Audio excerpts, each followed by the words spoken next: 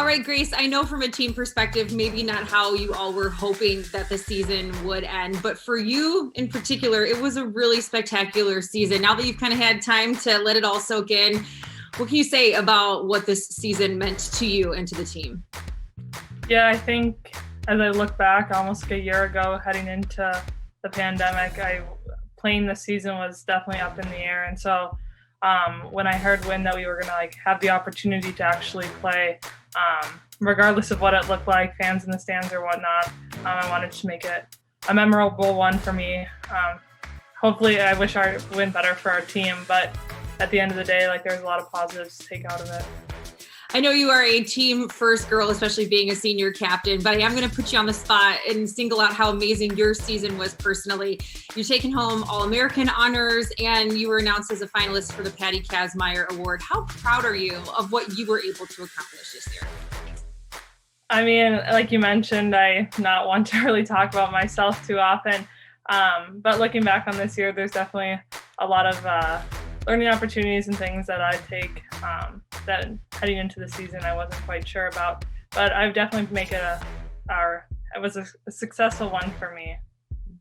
When you look back on where you were a couple years ago as a freshman, and then as your career kind of developed at the U, where do you think you've grown the most? What allowed you to have such success here your senior year?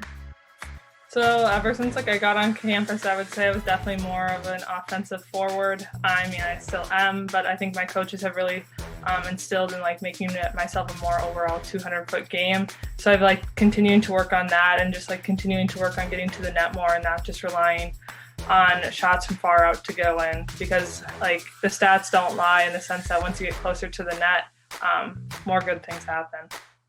The Patty Kazmaier Award is obviously a very prestigious award. You are, like I said a second ago, one of the 3 finalists. What would it mean to you to take home that award?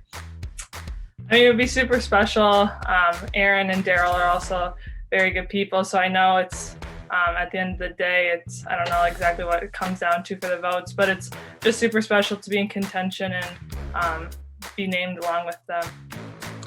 This season was unprecedented in so many ways. When you look back on this season a couple years from now, is there going to be a moment that you think that will stand out, or an aspect of this year that will stand out most to you? I don't know from a hockey aspect if it will really stick out, but just the resilience and the dedication that myself and other people on the team had to bring each and every day just in order to be able to play. And across the country, teams weren't able to even have the opportunity. So I think it's just the little things and the sacrifice that we each and personally had to make it happen. Because of everything surrounding COVID, even though you are a senior, you do have another year of eligibility. So what is next for Grace Zumwinkle?